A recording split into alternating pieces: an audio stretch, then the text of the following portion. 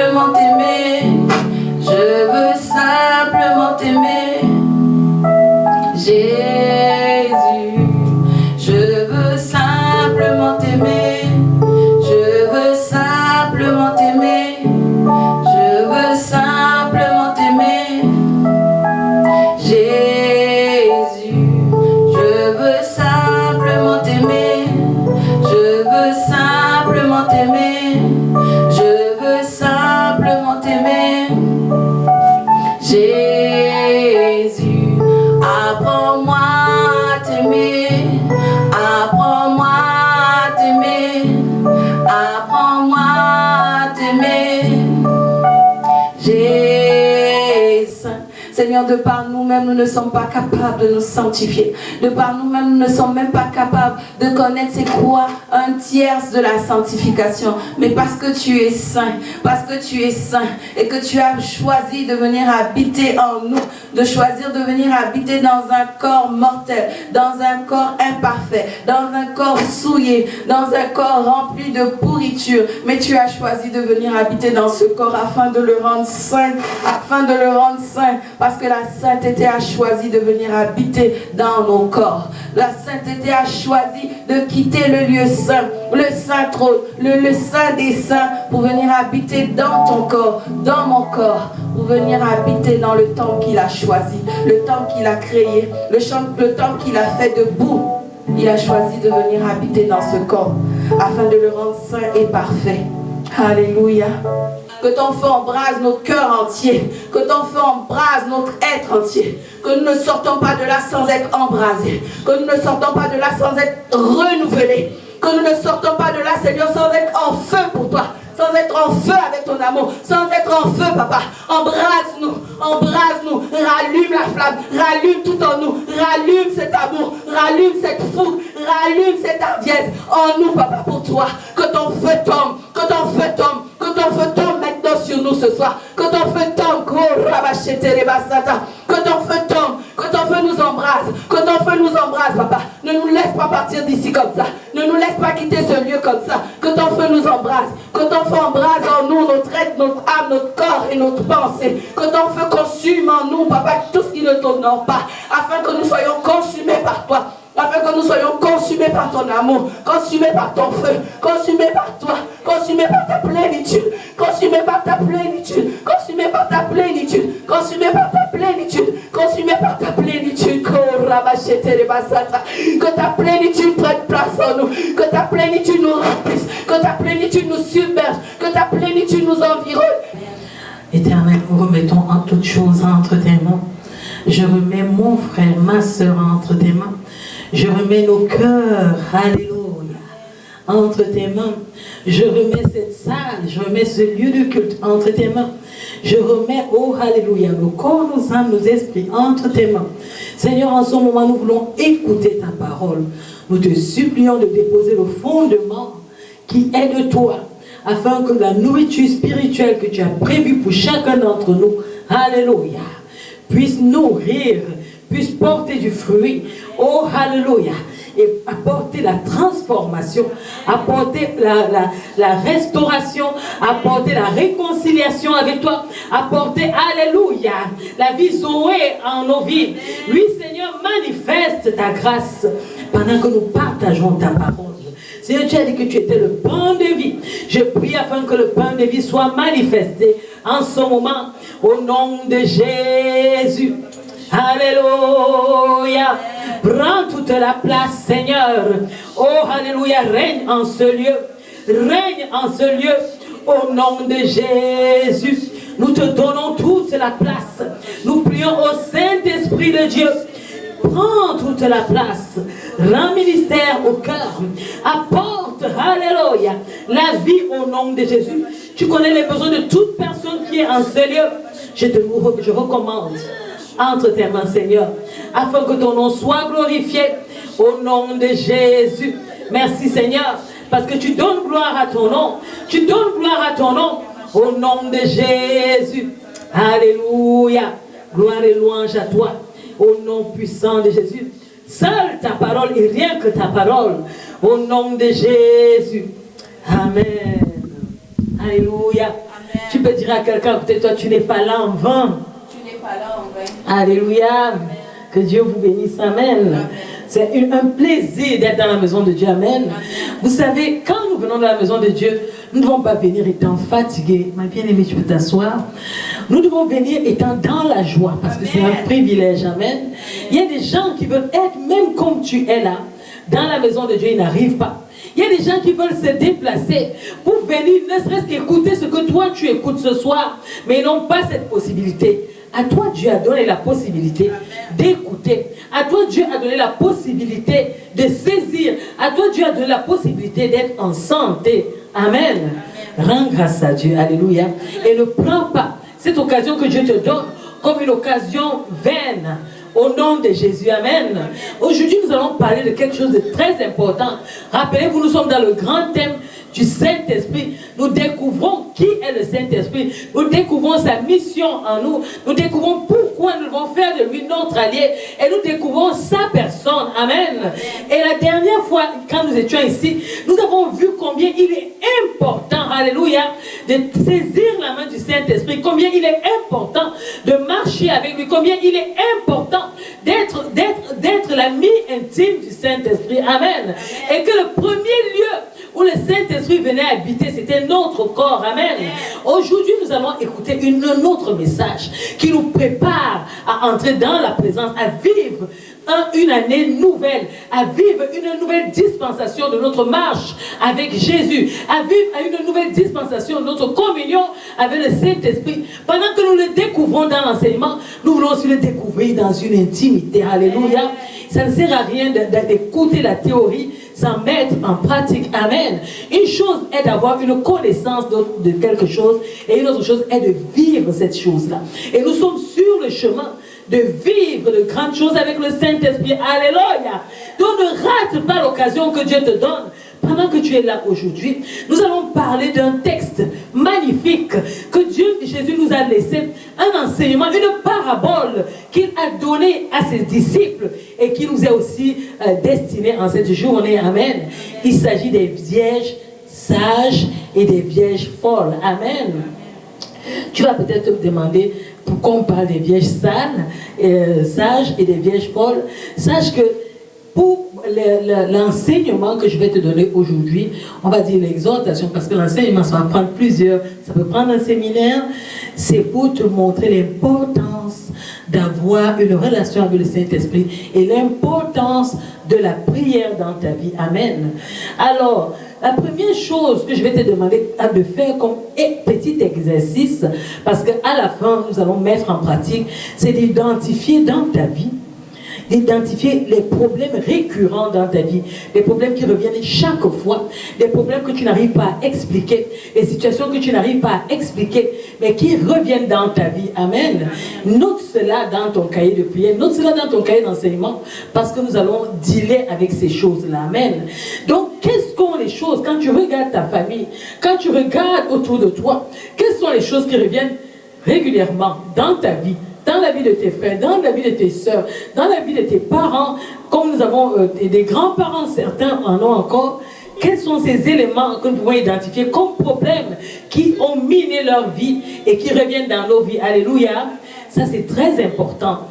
Et un autre élément qui est plus important, vous savez, nous venons chacun d'une région et chaque région chez nous a des idoles, a des idoles. Et vous verrez que chaque région qui a une idole, il y a certains comportements que nous remarquons dans la manière de faire, la manière de vivre de ces personnes. Amen.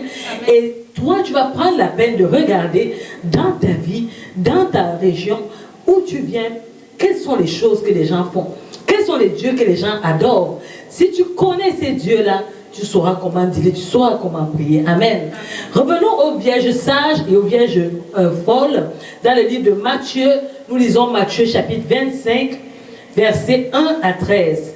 Matthieu 25, versets 1 à 13, il est écrit: alors, le royaume des cieux sera semblable à 10 vierges qui, ayant pris leur lampe, allèrent à la rencontre de l'époux. 5 d'entre elles étaient folles et 5 sages.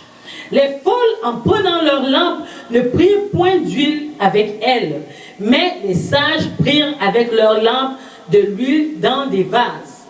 Comme l'époux tardait, toutes s'assoupirent et s'endormirent. Au milieu de la nuit, on cria, voici l'époux, allez à sa rencontre. Verset 7. Alors toutes ces vierges se réveillèrent et préparèrent leurs lampes. Les folles dirent aux sages, donnez-nous de votre huile, car nos lampes s'éteignent. Les sages répondirent, non, il n'y en aura pas assez pour nous et pour vous. Allez plutôt chez ceux qui en vendent et en achetez pour vous. Pendant qu'elles allaient en acheter, l'époux arriva. Celles qui étaient prêtes entrèrent avec lui dans la salle des noces et la porte fut fermée. Plus tard, les autres vierges vinrent et dirent, Seigneur, Seigneur, ouvre-nous. Mais il répondit, je vous le dis en vérité, je ne vous connais pas. Veillez donc, puisque vous ne savez ni le jour ni l'heure. Ce qui nous intéresse ici, c'est veillez donc, puisque vous ne savez ni le jour ni l'heure. Alléluia.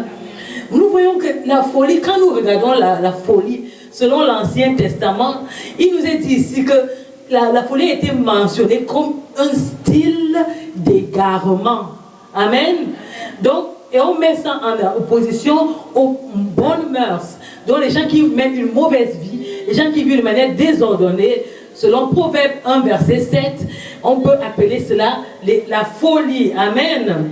Et dans l'Ancien Testament, lorsque nous regardons la racine évil ou ial, c'est égal à fou, kazal égal à stupide, sakal qui veut dire amoral, nabal qui veut dire ignoble, halal qui veut dire arrogant, tafal qui veut dire inconvenant, bahav qui veut dire brut. Donc, ce sont des termes qu'on rapporte à la folie. Donc, quand on parle ici des vierges folles, on regarde des personnes stupides, des personnes ignobles, des personnes arrogantes, des personnes inconvenantes. Amen. Vous pouvez lire cela dans le livre de Proverbes 27, verset 3, Ecclésiaste 1, verset 17, Psaume 85, verset 9. Amen. Donc ce sont des personnes dépourvues de sens, dépourvues de bon sens. Amen. Dans le Nouveau Testament, lorsqu'on parle de la folie, on voit des passages, une personne privée de sens, comme je disais tout à l'heure, une personne inintelligente. Amen. Parlant de la vengeance. Donc ce sont ce genre de termes qu'on donne à la folie. Maintenant, lorsque nous parlons de sagesse dans le terme hébraïque, la sagesse qui est okma désigne un savoir-faire. Donc tu es là, tu as maîtrisé une façon de faire, c'est-à-dire une habilité à faire réussir une entreprise. Donc c'est ça qu'on parle de sagesse. Hakam, c'est dit d'une personne habile dans son art et peut se traduire par expert. Donc on parle de la sagesse ici, dans la conception hébraïque, c'est de ça dont on parle. Amen. Amen. Et la sagesse devient la vraie piété lorsqu'on vient dans la parole de Dieu. Et lorsqu'on parle des justes, on a tendance à donner l'identité aux justes comme des personnes sages, amen, des personnes bonnes, des personnes définies, la sagesse comme une personne pieuse, dans Proverbe 2, verset 8, amen. Et la sagesse est assimilée dans la Torah, dans la parole de Dieu, à ces étymologies que j'ai données là. Et il y a quelque chose de merveilleux. La sagesse quitte l'expression de juste, bon, pieux. Ça se rapporte à l'Éternel. Dans le psaume 111, verset 10, il dit, la crainte de l'Éternel est le commencement de la sagesse. Amen. Tous ceux qui l'observent ont une raison saine, sa gloire subsiste à jamais. Dans Job 28, verset 28, il dit, puis il dit à l'homme, voici la crainte du Seigneur, c'est la sagesse. S'éloigner du mal, c'est l'intelligence. Est-ce que vous comprenez? Donc, on dit, oh, je suis intelligent. Si tu es intelligent, selon Dieu, ça veut dire que tu t'éloignes du mal. Amen. Si tu es sage, selon Dieu, ça veut dire que tu le crains. Amen. Amen. Alors, si nous rapportons ces conceptions aux vierges folles et aux vierges sages, ça veut dire que les vierges folles étaient des vierges stupides, qui étaient insensées, qui étaient dans l'égarement. Et les vierges sages étaient celles qui craignaient l'Éternel, celles qui marchaient avec l'Éternel. Amen. Et ici, là, lorsqu'on voit la conception du mot vierge dans la conception grecque, les termes hébreux, Betula et Aléma, ainsi que le grec Parthénos, expriment l'idée plutôt de filles non mariées. Lorsqu'on parle des vierges, selon cette conception, c'est des filles non mariées, donc des filles, selon le contexte de Matthieu, qui sont prêtes à se marier. Et le mariage ici est conçu sur le plan spirituel, c'est-à-dire que ces filles sont préparées, les vierges sont préparées à attendre un époux spirituel ici là, qui est Jésus. Amen. Et les 10 vierges dans l'ensemble sont dans une entente merveilleuse. Elles attendent Jésus. Alléluia. Et quelque chose va se passer ici. Les sages, nous avons vu que les sages, la sagesse, on a défini la sagesse comme la crainte de l'Éternel. Les sages avaient la crainte de l'Éternel. Les sages obéissaient à la parole de Dieu. Les sages faisaient ce que Dieu demande. Les sages marchaient dans la crainte de Dieu. Les sages, alléluia, avaient une conduite merveilleuse. Les sages, alléluia, marchaient selon l'écoute du Saint-Esprit. Parce que dans ce texte, on a 3 éléments qui interviennent. On a les folles, on a les sages, on a le Saint-Esprit qui est un élément qui n'est pas on n'en développe pas tellement, et on a Jésus. Amen. Donc les 3 éléments principaux, c'est les sages folles, les sages, les folles et Jésus. Mais il y a un élément qui s'attache à notre enseignement, le Saint-Esprit. Alléluia. Et c'est lorsque nous découvrons cet élément-là que nous comprenons toutes choses. Cette personne-là, la 11e personne qui assistait ces vierges sages et folles dans leur marche, c'est le Saint-Esprit. C'est lui qui crie, voici l'époux. Elle marche. Elles savent que l'époux va venir. Elles ne savent ni le jour ni l'heure, on nous l'a dit dans le texte. Mais quelque chose se passe, c'est que quand le temps de l'époux arrive, la Bible nous dit ici qu'elles vont s'endormir. Donc les sages vont dormir, les folles vont dormir. Heureusement pour chacune d'entre elles, le Saint-Esprit est là. Et c'est lui qui va dire, l'époux arrive. Elles vont se lever et les sages vont partir, les folles vont rater. Amen. Et quand on regarde l'endormissement ici, c'est quoi? Vous savez, quand tu marches avec Dieu, la Bible nous dit, aie du zèle et non de la paresse. Mais lorsque nous marchons avec Dieu, il y a des moments où on veut s'asseoir. Nous marchons avec Dieu, nous voulons faire des repis. Mais c'est une vie continuelle. Il dit, il renouvelle ses bontés chaque jour. La communion avec Dieu, lorsque nous regardons la vie de Jésus, la communion avec le Père, c'était chaque jour. Et nous allons nous rendre compte que Jésus avait des temps et des temps de rencontre avec Dieu. Le matin, il avait le temps de rencontre. À 11e heure, on nous disait, chaque fois qu'il allait dans la montagne pour prier. Amen. Toi, quelle est la montagne que tu as où tu peux rencontrer le Seigneur? Et quelle est la communion que tu as avec le Saint-Esprit? Est-ce que tu entends la voix du Saint-Esprit? Si les folles et les sages ont pu au moins entendre la voix du Saint-Esprit, toi, est-ce que tu l'entends? Est-ce qu'il te dit quelque chose? Est-ce qu'il te fait avancer? Qu'est-ce que tu perçois? Amen. On peut être rempli du Saint-Esprit, mais perdre, alléluia, la motivation, perdre la capacité à saisir, alléluia, la visitation de Dieu. Seul le Saint-Esprit peut nous parler, nous susurrer, parce qu'il connaît les plans de Dieu. Il connaît quand Dieu veut se révéler. Lui seul peut nous dire le bon temps, le bon moment. Alléluia.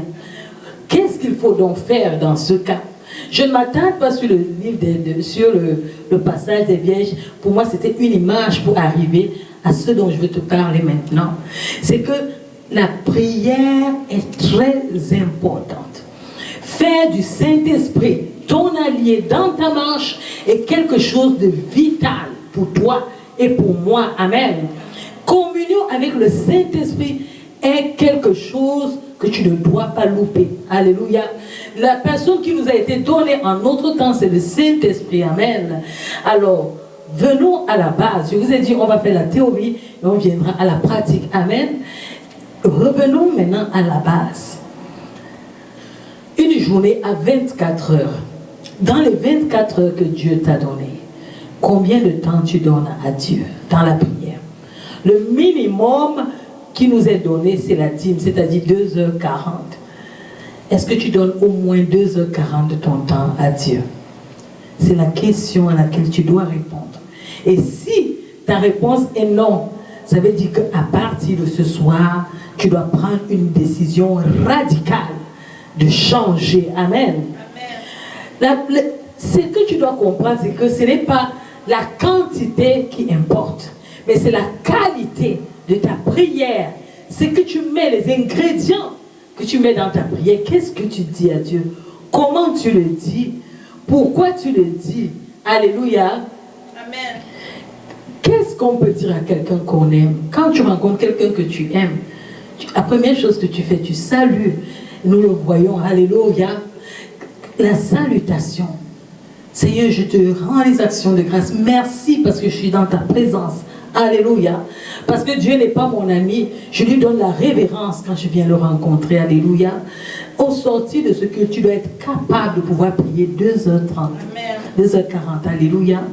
La salutation à l'Éternel, alléluia, la révérence que tu lui donnes, alléluia, les paroles, tu dois lui dire qui il est quand tu viens dans sa présence, amen.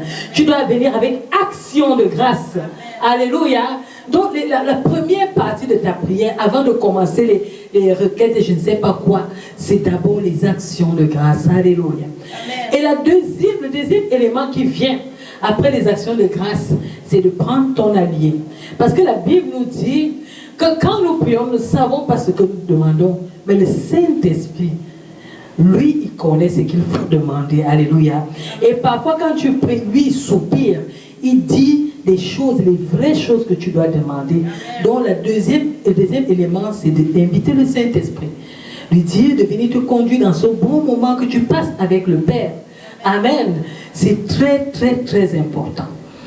Quand tu as invité le Saint-Esprit, troisième élément, tu dois passer à la repentance. Parce que la Bible nous dit que Dieu est saint. Amen. Et que ceux qui s'approchent de lui doivent être saints. Et la sanctification, ici, là, ça passe par la repentance. Demander pardon pour tes péchés. Les péchés de la journée, ce que tu as fait, tu connais toi-même. Donc tu te répands honnêtement. Et je vous dis, je tiens à mentionner ceci. Lorsque tu entres dans la repentance, ce n'est pas une récitation.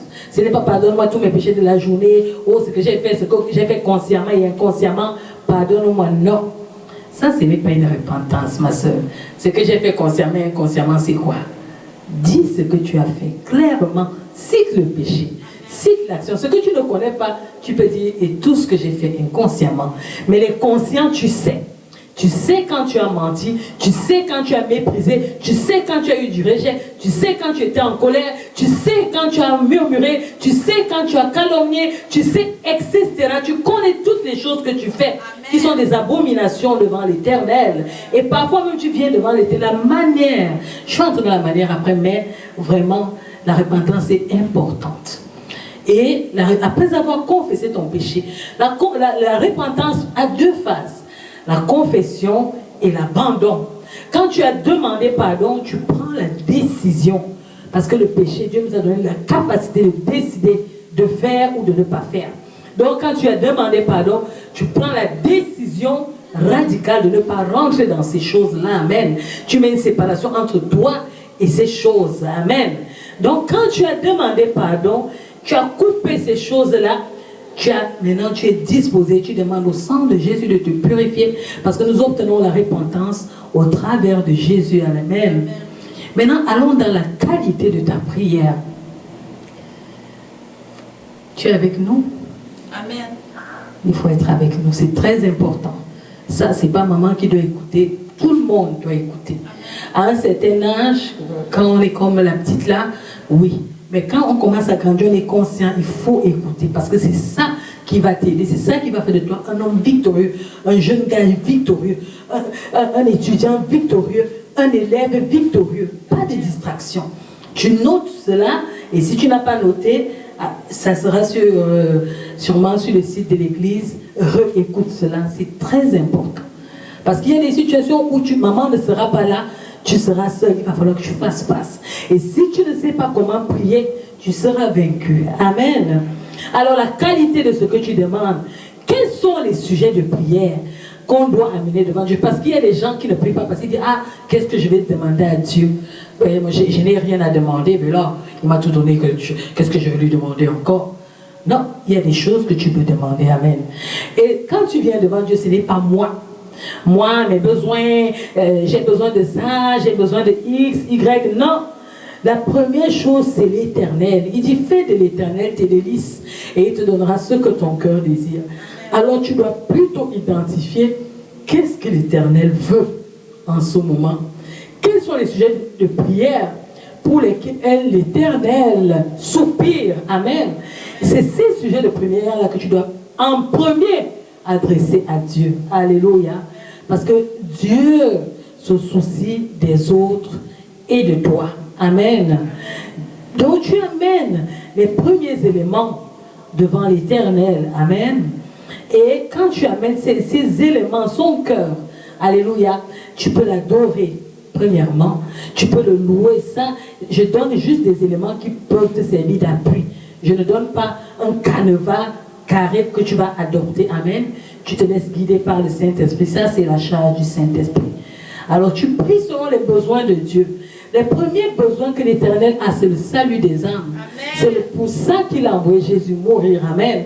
Donc, tu vas prier, tu vas dire à Dieu, tu vas présenter les âmes de ton pays, les âmes de ta famille, les âmes de ton entourage, les âmes de ton école, les âmes de ta nation. Présentez toutes ces âmes-là à Dieu. Demandez le salut de ces âmes. Et Dieu est capable de faire. Amen. Donc après les âmes, Dieu dit il est le père des orphelins et des veuves. Souviens-toi de la veuve et de l'orphelin. Et c'est d'ailleurs ça le véritable culte. Donc tu vas te demander ensuite que Dieu se souvienne des pauvres, qu'il se souvienne des veuves, qu'il se souvienne des orphelins. Amen. Parce qu'il dit que quand tu donnes à un pauvre, tu empruntes à l'Éternel. Car c'est lui qui se charge d'eux. Tu demandes, tu pries pour les pauvres, tu pries pour les veuves, tu pries pour les orphelins. Amen. Tu te soucies de ta nation. Tu dois prier pour la nation dans laquelle l'Éternel t'a placé. Tu dois avoir le souci, connaître ce qui se passe dans l'actualité de ta nation et intercéder l'Éternel. Intercéder pour les autorités, intercéder pour la vie. Vous voyez, actuellement, nous n'arrivons pas à faire le travail. On est encore en train d'aller vers le confinement. Intercéder pour que cette maladie qui cloue l'économie puisse s'arrêter. Que le gouvernement prenne les bonnes décisions. Tu dois intercéder. C'est ça ton rôle. C'est ça la prière. Amen. Et calamité, nous avons vu tout à l'heure avec Covid, nous avons aussi vu, quand tu regardes les informations, tu vois qu'aux États-Unis, il y a des gens qui sont morts, des gens qui sont dans la rue, qui n'ont pas de quoi manger, qui ne savent où aller. Tu pries pour ces personnes-là. Et si tu participes. Amen. Tu dois prier ensuite pour le corps de Christ. Alléluia. Intercéder pour les saints. Il dit prier pour les saints. Prie pour les enfants de Dieu qui sont dans les épreuves. Prie pour les enfants de Dieu qui sont abattus. Prie pour les enfants de Dieu qui sont découragés. Prie pour les enfants de Dieu qui ne savent vers qui se tourner. Prie pour les enfants de Dieu qui sont détournés de la parole de Dieu. C'est ça ton rôle. Amen. Après cela, s'il y a encore d'autres éléments que moi je ne connais pas, tu peux ajouter. Et en dernier ressort, tu peux présenter tes besoins. Amen. Là, tu peux dire, Seigneur, au-delà de toutes ces choses, moi aussi j'ai besoin de ceci, moi aussi j'ai besoin de cela. Tu as rempli le cœur de Dieu. Pourquoi il ne va pas te donner ce que tu désires? Parce qu'il voit que tu as le souci des autres, tu as le souci que l'évangile avance, tu as le souci des âmes, tu as le souci que l'évangile se propage. L'Éternel te visitera assurément. Amen. Voilà, parfois on cherche comment plaire à l'Éternel. Voilà un élément. C'est pour ça qu'on pouvait voir Jésus dans son ministère. Lorsqu'il descendait de la montagne, il enseignait et des miracles se passaient. Parce qu'il avait passé le temps à prier, à crier devant Dieu, face au désir, face à ce qu'il voyait dans la souffrance de son peuple, face à l'épanouissement des gens autour de lui, face aux gens qui souffraient, qui étaient malades, face aux gens qui étaient possédés, face aux gens qui étaient rejetés, face à ce que la religion ou bien le dogmatisme faisait dans les populations. Il priait même pas seulement pour la population présente, il priait même pour l'avenir. Alléluia. Donc quand tu pries, ne te limite pas maintenant, prie pour l'avenir. Tu ne connais pas ton demain, c'est Dieu qui connaît ton demain. Et ta prière d'aujourd'hui peut changer ton demain. Donc tu pries pour aujourd'hui, tu pries pour le demain. Alléluia. Parce que imagine toi tu vis aujourd'hui et demain quelque chose arrive. Si tu étais à la veille et que tu priais pour ton aujourd'hui et pour ton demain, Donc demain, là, Dieu allait intervenir. Pour que Dieu intervienne, ça te prend la prière. Alléluia. Donc, tu as besoin d'être là. Comment tu pries? L'exemple de 2 enfants qui viennent à l'Éternel avec de bonnes intentions, l'intention de prier. Amen. Un qui parle à Dieu avec des involtures. Bon, Éternel, tu as vu, hein, les enfants meurent beaucoup de corona, alors là tu peux intervenir, tu es le Dieu Tout-Puissant. Éternel, tu as vu beaucoup d'enfants, la grippe fait quelque chose là. Éternel, pourquoi tu n'interviens même pas depuis là? Tu vois comment les gens souffrent. Et on a un autre enfant qui vient, la posture qu'il prend est une posture d'humilité. Il vient, il s'agenouille devant l'Éternel. Et même, ce n'est même pas seulement tant s'agenouiller, mais il a un cœur humble, un cœur qui désire voir la main de l'Éternel agir. Il présente sa requête, il supplie Dieu afin que Dieu puisse agir. Entre ces 2 enfants, Dieu exaucera assurément le deuxième. Parce que l'attitude de ton cœur est importante. Si tu viens à l'Éternel pour prier avec un cœur méchant, un cœur contrit, un cœur de jugement, un cœur de mépris, un cœur d'insulte, un cœur de jugement, un cœur de comparaison, tu n'auras rien du tout de l'Éternel. Mais si tu viens avec un cœur humble, tu t'approches reconnaissant que tu es pécheur. On l'a vu dans la parole de Dieu. 2 personnes sont allées devant pour prier. Le premier disait, oh, je ne suis pas comme celui-là. Et regardez comment il est. Oh, moi je paye ma dîme. Moi je fais ceci. Moi je fais cela. Et l'autre, à qui on portait le jugement, pleurait seulement sur ses péchés. Aie pitié de moi, ô Éternel, pauvre pécheur que je suis. Aie pitié de moi, ô Éternel, pauvre pécheur que je suis. Assurément, l'Éternel a exaucé l'autre qui pleurait et non l'autre qui est venu avec une attitude d'orgueil. Vous savez, on ne voit pas l'orgueil sur le visage. Ça ne se lit pas, c'est pas écrit orgueilleux ou orgueilleuse, mais la manière de faire. Parfois, quelqu'un peut être très calme, mais très orgueilleux. Parfois, quelqu'un peut être aussi agité et très orgueilleux. Tout se passe dans le cœur. Amen. Donc ne regarde pas quelqu'un dans ses agissements, tu dis, ah, il est calme, il est orgueilleux, ou bien, oh, il est agité, il est orgueilleux. Non, c'est l'Éternel qui juge les cœurs. Amen. Donc le sérieux avec lequel on vient, l'attitude qu'on adopte devant Dieu. Amen. Vous voyez, je prends encore 2 exemples. Quelqu'un qui cuisine, qui n'a pas de temps et qui se met à prier pendant qu'elle cuisine. Ou bien quelqu'un qui, elle se souvient qu'elle doit prier. Alors là, elle est en train de cuisiner, en même temps elle prie, en causant, en faisant. 2 attitudes différentes. Une qui est concentrée, qui dit, Seigneur, je n'ai pas eu le temps, mais voici mon temps, ce petit temps, même si je cuisine. Seigneur, c'est important pour moi de te parler. Seigneur, je suis là à cause de toi. Seigneur, j'ai besoin que tu interviennes. Regarde ma collègue. Regarde telle. Seigneur, agis dans sa vie. Ou bien une autre personne qui vient, étant à la cuisine, faisant des choses, faisant semblant, faisant paraître. On ne paraît pas devant celui-là qui nous a créés. Amen. Les motifs de ta prière, je l'ai dit déjà un tout petit peu en avant. Alléluia. Je veux être riche. Pourquoi tu veux être riche? Est-ce pour montrer aux gens que je suis riche? Je veux être grand. Pourquoi tu veux être grand? Est-ce pour montrer aux gens? Parce que la grandeur, selon Dieu, c'est l'humilité. La grandeur, selon Dieu, n'a rien à voir avec tout ce que nous pensons selon le monde. Jésus a dit, celui-là qui veut être grand dans les cieux, lave les pieds. Et Jésus a montré l'exemple. Toi, ta grandeur, c'est quoi? Mon grand nom, grand pasteur ou grande, je ne sais pas, servante de Dieu, ça n'a rien à voir. La grandeur est dans l'humilité, dans les choses simples. Amen. Donc quand tu viens, les motifs de ton cœur. J'ai entendu le témoignage d'un homme de Dieu qu'il a donné et il disait, je vais avoir une grande église. Et quand il priait, il jeûnait. Et quand il voyait que, mais attends, j'ai jeûné, j'ai prié, une seule personne vient. Et quelle est la personne qui vient? Une soularde. Il jugeait la femme. Il se moquait. Il dit, mais attends, j'ai prié, c'est seulement celle-là que Dieu m'a envoyée. J'ai dit que je veux les Québécois. J'ai dit que je veux les... Mais c'est ça. Alors l'Éternel, je bénis Dieu pour son humilité. Dieu a commencé à parler à son cœur. Tu veux les foules, pourquoi? Tu veux servir? Tu veux faire ma volonté? Cette femme-là a besoin.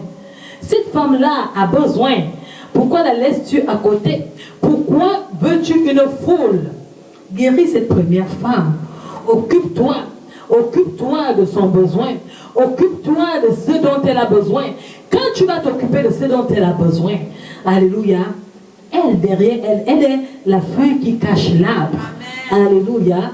Et le souci, la Bible dit, je bénis Dieu parce qu'il a fait les choses de cette manière. La parole de Dieu nous enseigne que c'est Dieu qui ajoute chaque jour des personnes qui sont sauvées. Ce n'est pas toi, ce n'est pas tes paroles, ce n'est pas la conviction. Et l'évangile, ce n'est pas le beau discours, ce n'est pas l'excellence dans ma façon de m'exprimer. Non. L'évangile, c'est la puissance de Dieu, la démonstration de la puissance de Dieu. Alléluia. Et une folie pour les sages de ce monde. Donc, quand tu viens devant Dieu, quel motif te pousse à aller devant Dieu pour prier? Il y a des prières que nous avons faites, nous avons besoin d'une petite repentance. Amen. Alléluia. Amen. Tu dis que tu sers Dieu. Seigneur, tue mon frère. Tue au nom de Jésus. Tue-le. Tue. Tous ceux qui me combattent, je les tue. Mais bien aimé. Oh mon Dieu. Quelle folie. Seigneur, pardonne-nous. Parce que quand vous voyez Jésus à la croix, devant les tueurs, devant ceux qui étaient en train de le zigouiller, il savait qu'il allait mourir. Il intercédait pour leurs âmes. Père, souviens-toi d'eux. Père, ne compte pas leurs péchés. Ne compte pas ce qu'ils font. Pardonne-leur, car ils ne savent pas ce qu'ils font. Mais nous, dès que tu découvres que c'est X, Y qui me fait du mal, tu pries. Je t'informe, si tu ne savais pas que ta prière est une abomination devant Dieu. Ça n'a rien à voir. On passe souvent chercher les versets bibliques. Il a dit, ne laisse pas vivre la sorcière. Il a dit ceci. Il a aussi dit, aime ton ennemi. Amen. Il a aussi dit, alléluia. Donc, faisons très attention. Jésus nous a apporté une nouvelle dispensation. La dispensation de la compassion, la dispensation de l'amour de Dieu, la dispensation du salut.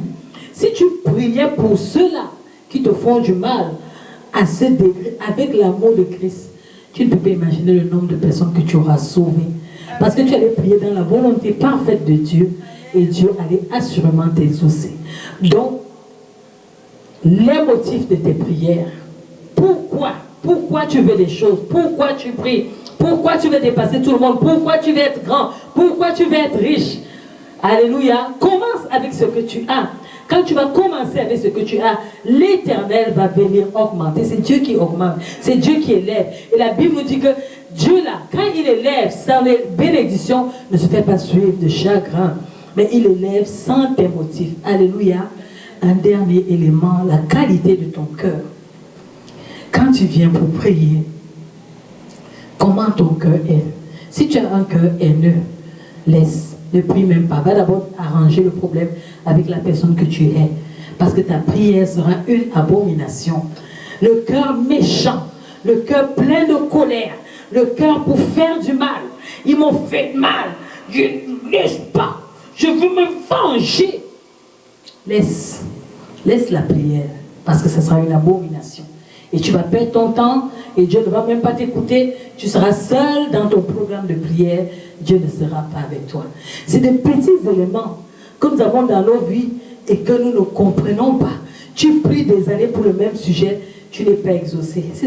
Voilà, je te donne l'origine de tes prières non exaucées.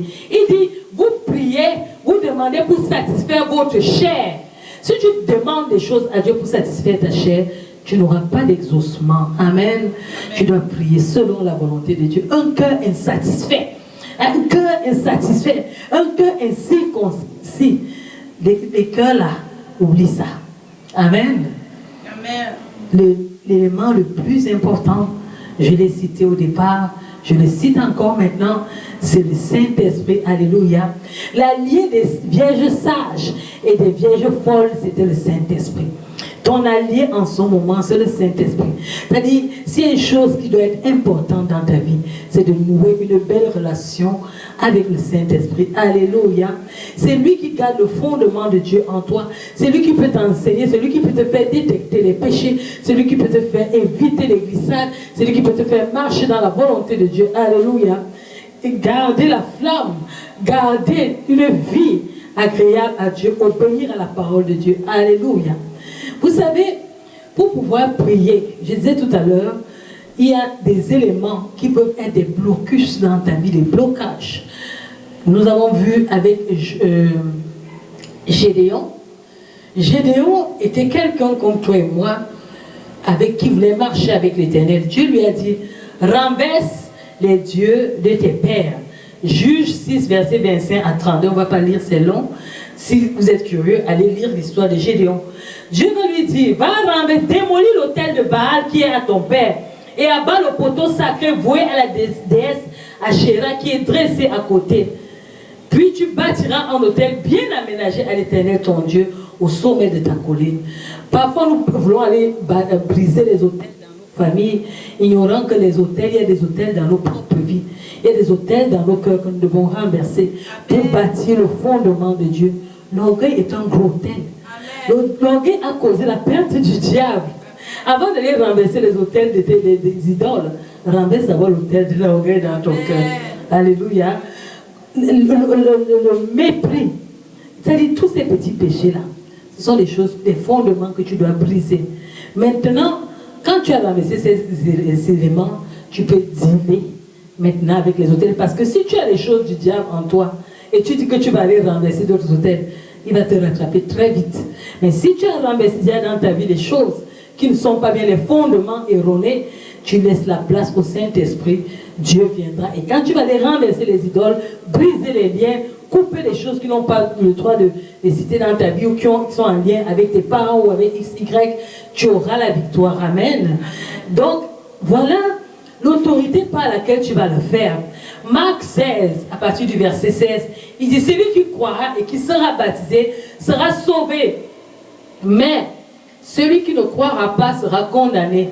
Voici les miracles qui accompagneront ceux qui auront cru. En mon nom, ils chasseront les démons, ils parleront de nouvelles langues, ils saisiront des serpents. S'ils boivent quelques breuvages mortels, il ne leur fera point de mal. Ils imposeront les mains aux malades et les malades seront guéris. Voilà les choses que tu dois faire. Alors, qu'est-ce que tu décides de faire? Est-ce que tu vas décider maintenant de prendre au moins 2h40 de ton temps chaque jour pour te tenir devant Dieu? Tu as vu que ce n'est pas, les sujets ne manquent pas. Si tu décides d'aller devant Dieu, juste l'adoration peut te prendre 1 heure de temps. Parce que quand l'adoration parler n'a rien à voir avec l'adoration en esprit. Quand tu vas te mettre à adorer Dieu véritablement en esprit, tu ne vas même plus compter le temps. Tu ne vas plus regarder la montre parce que tu seras en esprit. Alléluia. Et maintenant, après l'adoration, les sujets de prière que je t'ai donnés là, c'est suffisant pour meubler 1h30 de temps. Alléluia. 1h40. Amen. Et si tu décides que tu chantes, vous savez, quand j'étais en train d'écouter l'Éternel, cette parole m'est venue comme 3 fois. Les mêmes causes produisent les mêmes effets. Si tu priais 30 secondes, 1 heure, oui, pendant cette année, ou bien de temps en temps, tu adoptes la même attitude en 2022, tu n'auras pas de résultat. Tu seras au même point. Pas de changement, pas de rien. Mais si tu décides que cette année, alors je vais essayer de marcher avec Dieu. Je vais mettre la prière dans mon sac et je vais mettre le Saint-Esprit comme allié. Je vais marquer les pas de la foi. Tu vas vivre quelque chose de magnifique avec Dieu. Et tu vas vivre des révélations que tu n'imagines pas avec Dieu. Tu vas vivre des moments, je ne sais pas comment, les termes ne me viennent pas pour t'exprimer la grandeur de ces moments-là avec le Seigneur dans ta communion. Alléluia. Repentance, des façons vaines, des façons de prier. Alléluia. Nous allons prier un petit moment. Après, nous allons nous séparer. Je vais te donner le temps de méditer cette parole. Car nous entrons dans une nouvelle année. Je ne voudrais pas qu'on aille prendre des grandes décisions. de vous promettre ciel et terre. Alors que Dieu nous a donné le fondement pour avoir la victoire. Je ne veux pas déclarer, ça sera l'année de grandes choses. Parce que la grandeur commence à genoux. Si tu n'es pas à genoux, ça ne sert à rien que je te donne des grosses prophéties. Elles ne s'accompliront jamais. Parce que la prophétie la plus grande, c'est de venir devant l'Éternel.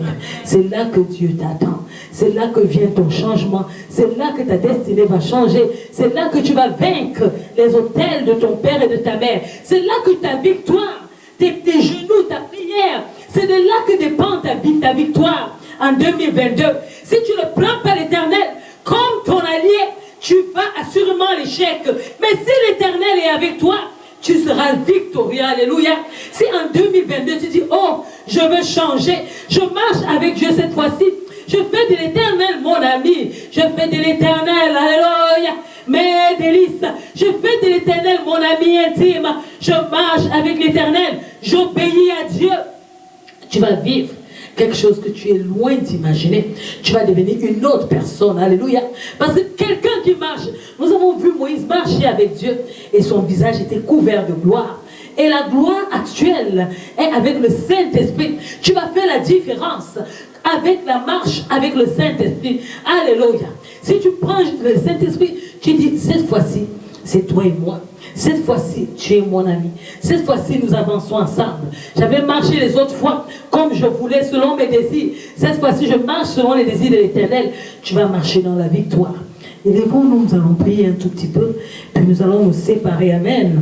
Est-ce que tu peux reconsidérer ta vie, reconsidérer ta marche pendant l'année 2021? Nous avons fait tellement de choses, nous avons dit tellement de choses, nous avons blessé tellement de personnes, nous avons promis tellement de choses que nous n'avons pas fait. Nous avons bafoué l'Éternel dans nos manières de faire, dans nos comportements, dans nos manières d'agir. C'est l'occasion de dire, pardonne-moi Seigneur. Seigneur, nous nous humilions devant de toi. Nous ne voulons pas prétendre être saints. Nous ne voulons pas dire c'est parce que nous écoutons ta parole ou parce que nous prêchons ta parole que nous sommes saints au devant de toi. Tu connais notre conduite. Oh Seigneur, pendant toute cette année, nous te demandons pardon. Nous nous humilions pour demander véritablement pardon. Nous regardons comment nous avons marché. Nous savons que nous avons blessé ton cœur. En blessant nos frères, en ne considérant pas nos sœurs, en jugeant nos frères, en méprisant certains, oh Seigneur, qu'est-ce qu'on va dire? Notre péché est tellement grand devant toi. Oh Dieu, purifie nos cœurs, purifie nos pensées, purifie-nous, ô Seigneur, et change notre façon de faire, et change moi, et change ma soeur, et change mon frère. Nous crions à toi ce soir, lave-nous Seigneur, purifie, oh alléluia, et fais grâce, ta grâce Seigneur, ta grâce dans nos vies, ta grâce dans nos agissements, ta grâce dans nos manières de parler, ta grâce dans nos manières de vivre, ta grâce, oh Seigneur, ta grâce, au nom de Jésus, au nom de Jésus, au nom de Jésus. Seigneur, pardonne-nous, pardonne-nous. Nous reconnaissons que nous avons mal agi. Nous reconnaissons que nous avons mal fait. Nous reconnaissons que nous avons été en blocage. Pardonne-nous, Seigneur, au nom puissant de Jésus. Pendant que tu es en train de prier, parle à l'Éternel. Dis-lui, aide-moi à bâtir un nouveau fondement, une nouvelle relation avec toi, une nouvelle façon de marcher. Donne-moi d'être fidèle. Je prends la décision d'être fidèle dans mes temps de prière avec toi, dans mes temps de communion avec toi, dans mes temps de lecture avec toi, dans mes temps où je parle avec toi, des temps où je cause avec toi, où je ne demande rien, mais que où toi seul, alléluia, est là, et nous sommes ensemble, où je te loue, où je t'adore.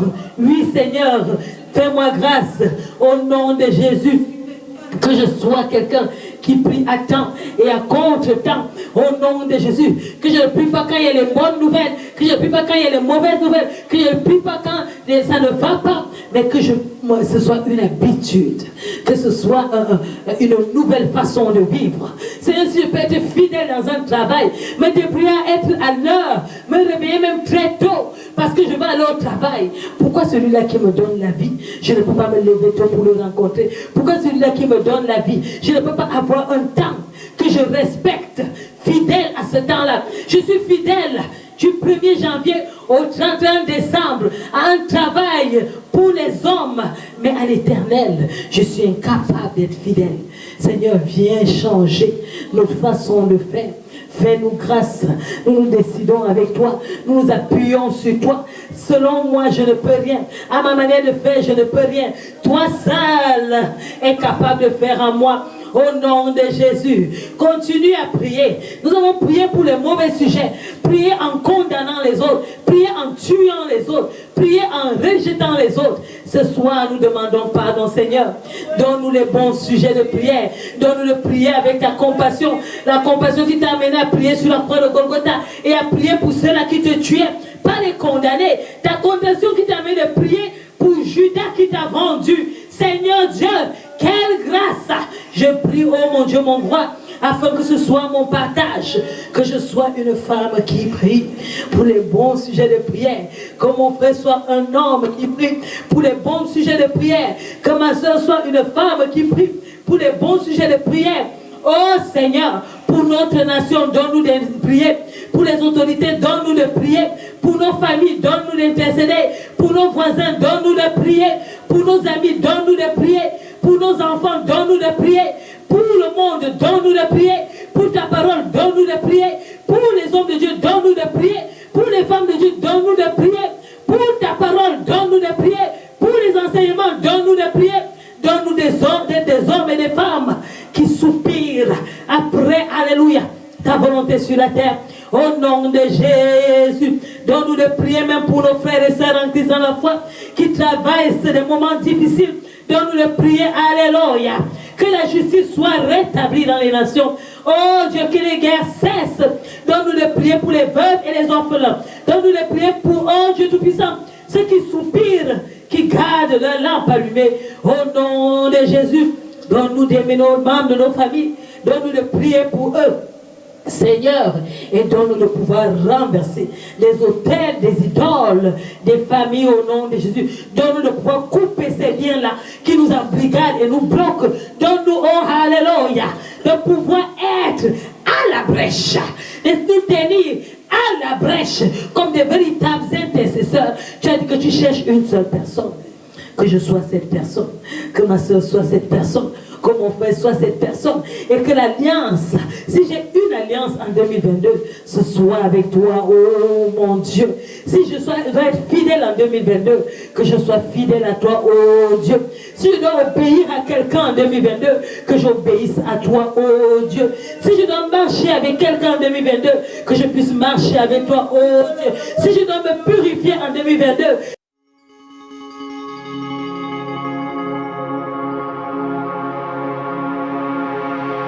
thank you.